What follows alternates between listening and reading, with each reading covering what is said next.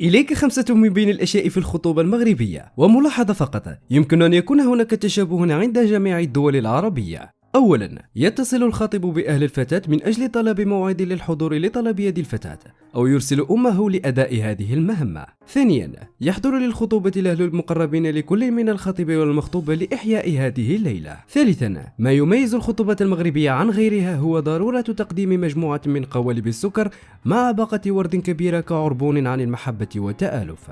رابعا، يبادر أبو الخاطب لطلب يد الفتاة من والدها لابنه، كما أنه جرت العادة في بعض المناطق أن يتولى كبير العائلة المهمة عنها. خامسا وأخيرا، بعد الموافقة على الزواج تقرأ سورة الفاتحة من طرف جميع الحاضرين، وبعدها توضع الخواتم. إليك خمسة من بين الأشياء التي لن تجدها إلا في الأعراس المغربية.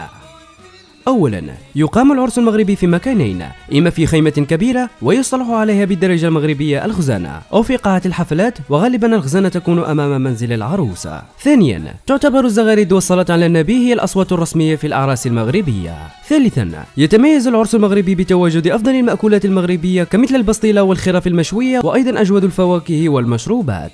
رابعا، من المستحيل أن لا تجد في العرس المغربي النقافة، وهي التي تزين العريس والعروس بالألبسة مع الصلاة على النبي في كل دخول أو خروج العروس أمام المدعوين. خامسا وأخيرا، يتميز العرس المغربي بتواجد العمارية، وهي كمثل المركبة الفضائية والتي يركب فوقها العريس والعروس ويحملها طاقم النقافة. وفي الأخير، أتمنى عرسا سعيد لكل الشباب والشابات، وأخبروني في التعليقات عن اقتراحاتكم للفيديو القادم، ولا تنسى الاشتراك في قناتي على اليوتيوب علي الحسيني، ومتابعة علي الحسيني على الانستغرام.